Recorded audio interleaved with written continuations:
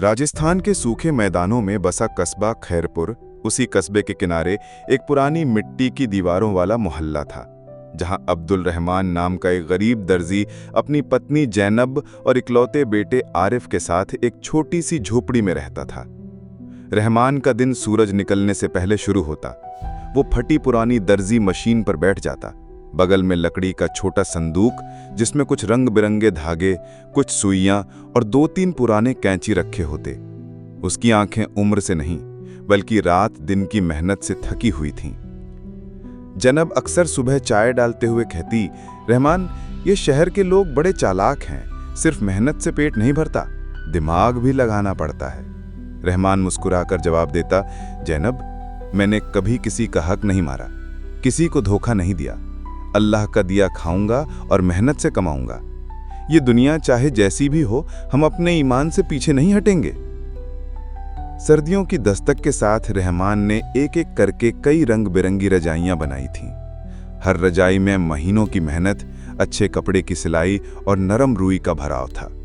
उसकी उम्मीद थी कि अगर ये रजाइयां एक साथ बिक जाएं, तो इस साल सर्दियों में घर में अनाज और लकड़ी की कमी नहीं होगी। जैनब ने जाते जाते कहा, देखो, सौदा करने में जल्दी मत करना, जो भी खरीदे साफ साफ कह देना कि गधा तुम्हारा है, रजाइयां बेच रहे हो। रहमान ने हामी भरी और गधे पर रजाइयां लादकर बाजार की ओर निकल पड़ा।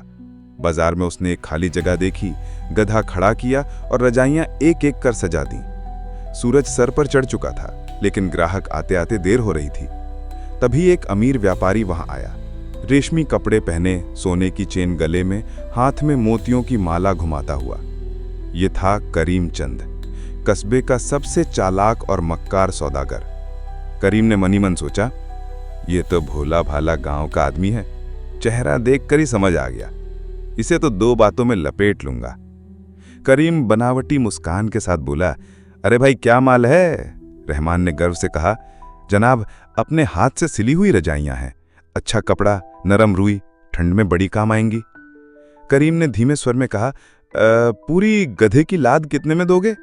रहमान ने सोचा, अगर एक ही बार में सब बिक जाए तो जल्दी घर लौट जाएगा, बस 600 रुपए दे दीजिए, सब आपका। करीम ने तुरंत जेब से पैसे निकाले, गिनकर रहमान के हाथ पर रखे और बोला, तो फिर इन्हें मेरे घर पहुंचा दो। रहमान बिना कुछ सोचे गधे के साथ उसके घर पहुंचा। घर पहुंचकर बोला, जनाब, रजाइयां उतरवा दीजिए, मुझे लौटना है। करीम ने ठंडी हंसी हंसते हुए कहा, कौन सी रजाइयां? मैंने तो पूरी गधे की लात के पैसे दिए थे, गधा भी अब मेरा है। रहमान का चेहरा उतर गया, जनाब, मैंने तो रजाइयों के पैसे लिए थे, गधा मेरा है। करीम ने गरजते हुए कहा, चुप रहो, अब ये सब मेरा है, निकलो यहां से, वरना अच्छा नहीं होगा। और उसने रहमान को दरवाजे से धक्का देकर बाहर निकाल दिया। रजाइयां और गधा दोनों छिन गए। रहमान की आंखों में आंसू भर आए। सारा दिन वो नदी किनारे बैठा रहा। हवा ठंडी थी, लेकिन उसके भीतर की चोट उससे भी ज्यादा सर्द थी। रात को चुपचाप घर लौटा। जैनब और आरिफ उसे देखते ही दौड़े, अब्बा, ये क्या हुआ?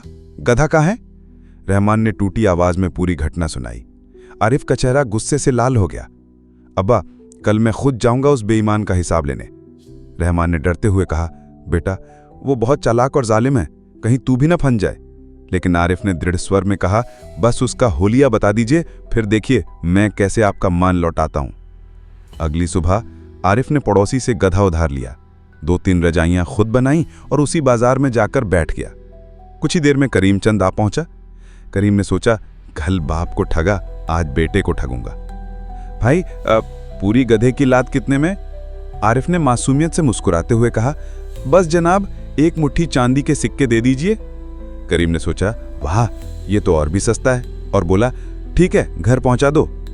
घर पहुंचकर करीम ने रजाइयां उतरवाईं और मुट्ठी में सिक्के दबाकर बोला, लो, गधा भी यहीं छोड़ जाओ। आरिफ ने शांत स्वर में कहा, जनाब, पैसे तो रजाइयों के थे, गधा मेरा है। करीम गरजा, अब बाप की तरह तू भी जिद करेगा, निकल जा। आरिफ ने चाकू के नोक हल्के से उसके हाथ पर चुभोई और फुसफुसाया, कल मेरे बाप की इज्जत छीनी थी, आज गधा और रजाइयां वापस कर, वरना तेरी इज्जत सरेआम उतर जाएगी। करीम ने डर के मारे तुरंत गधा और रजाइयां लौटा दी और नौकरी देने का वादा किया। करीम चंद ने डर के मारे गधा और रजाइयां लौटा दी, लेकिन अंदर ही अंदर उसकी आंखों में बदला लेने की आग जल उठी। उसने मन ही मन कसम खाई, ये लड़का और इसका बाप मुझे बेवकूफ़ बना गए, लेकिन अगली बार मैं ऐसा जाल बिछाऊंगा कि ये दोनों उसमें फंस कर रह जाएं। करीमचंद बाजार में अपने खास नौकरों को बुलाकर फुसफुसाया, सुनो, कल दर्जी के बेटे को बुलाना, कह देना कि मैं एक बड़ा सौदा करना चाहता हूं। दूसरे ही दिन आरिफ के पास उसका एक आदमी आया। जनाब, करीम साहब ने आपको अपने हवेली बुलाया है, कहते हैं कि बड़ी रकम देंगे, बस थोड़ा काम करना होगा। आरिफ को शक तो हुआ, लेकिन उसने सोचा ये मुझे फंसाने का सोच रहा है, लेकिन मैं भी देखता हूं इसका खेल। वो चुपचाप तैयार होकर हवेली पहुंचा। करीम ने मुस्कुराते हुए कहा, बेटा, तेरी चालाकी मुझे पसंद आई। मैं चाहता हूं कि तू मेरे साथ काम करे। आज शाम मेले में मुझे कुछ सामान बेचने भेजूंगा, बस दाम तय करना और पैसे लेकर लौट आना। आधा मुनाफा तेरा होगा। आरिफ ने मासूम चेहरा बनाकर हामी भर दी। करीम ने उसे 10 थैलियों में अनाज भरकर गधे पर लाद दिया और कहा, याद रखना, यह अनाज खास है, सस्ता मत बेचना। मेले में आरिफ ने देखा कि अनाज अच्छा था, लेकिन करीम ने जो कीमत बताई थी उससे दोगुने में भी लोग लेने को तैयार थे। उसने सोचा, अगर मैं ये पैसा रख लूं और उसके बदले में उसे कुछ ऐसा दूं जो उसके काम का ना हो, तो देखता हूं क्या करता है। आरिफ ने सारे अनाज बेच डाले और पैसे से गरीबों के लिए कपड़े और अनाज खरीद लिया।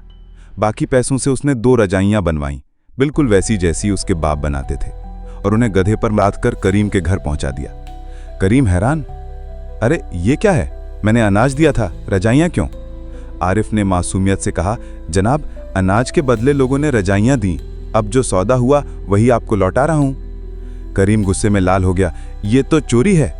आरिफ ने हंसकर कहा, जनाब, ये तो वही सौदा है जैसा आपने मेरे बाप के साथ किया था, पूरी लाद का सौदा। बाजार में ये खबर फैल गई। करीम चंद को उसी की चाल से मात मिली। लोग हंसते, बच्चे उसका नाम लेकर चढ़ाते।